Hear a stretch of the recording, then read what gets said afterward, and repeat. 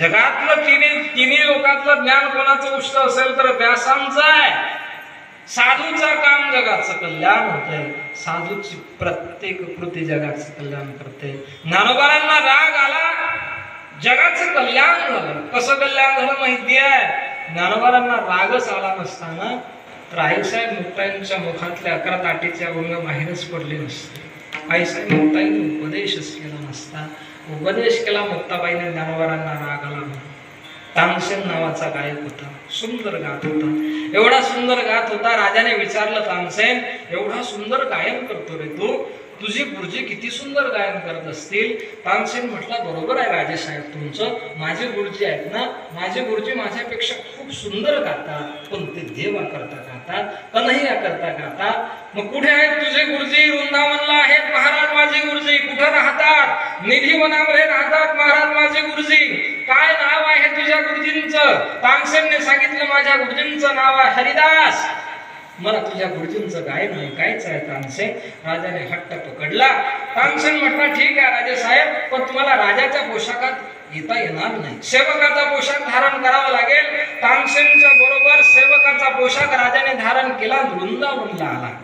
निधी वनामध्ये हरिदास गुरुजी राहत होते. सकाळची भजनाची सेवा 9 ते 10 पर्यंत आटोपली. 10 वाजता आसनस्थ झाले हरिदास गुरुजी. तेवढ्या तानसेन त्या ठिकाणी निधिवनामध्ये पोहोचला आणि तानसेनने गुरुजींना प्रणाम केला. त्यावेळेला हरिदास गुरुजी विचारतात, तानसेन कशासाठी आला? काही नाही गुरुजी, मला तुमच्याकडून आणखी काहीतरी शिकायचं आहे. काय म्हणतो?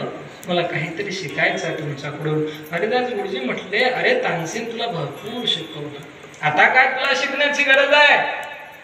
नाही नाही गुरुजी, मला काहीतरी शिकायचं आहे. हरिदास गुरुजी म्हटले, मग आता नाही शिकवणार. मग तानसेन म्हटला, तुम्ही देवाची भजनाची सेवा करा. हरिदास गुरुजी म्हटले, आता 9 ते 10 पर्यंत मी भगवंताचं भजन केलं ना, आता नाही करणार, आता संध्याकाळीच भगवंताचं भजन करेल. तानसेनला विचार पडला, एवढ्या लांबून राजाला गुरुच्या मुखातून गायन ऐकवायसाठी आणलं, करावं तरी काय? तानसेन म्हटला, जाऊ द्या गुरुजी, मग मी भजन करतो. ते भजन कसं होते तुम्ही मला सांगा. तानसेनने विना जवळ घेतला, तांबोरा जवळ घेतला आणि गायन करायला सुरुवात केली. तानसेनने मुद्दाम बेस्वर गायन करायला सुरुवात केली. मुद्दाम तानसेन बेस्वर गायन करायला सुरुवात करतो.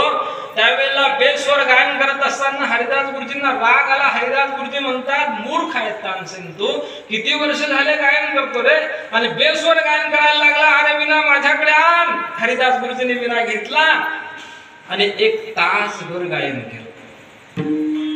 राजाने ऐकलं. मला असं म्हणायचं आहे, मला तुम्हाला विचारायचं आहे, तानसेन चुकला होता का?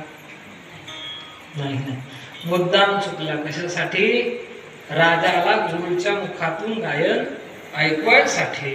तसं ज्ञानोबाला चुकले नाही. ज्ञानोबांनी फक्त चुकण्याची लीला केली. कशासाठी? आईसाहेब मुक्ताईंच्या मुखातले 11 ताटीचे अभंग बाहेर पडावे याच्यासाठी. विठ्ठल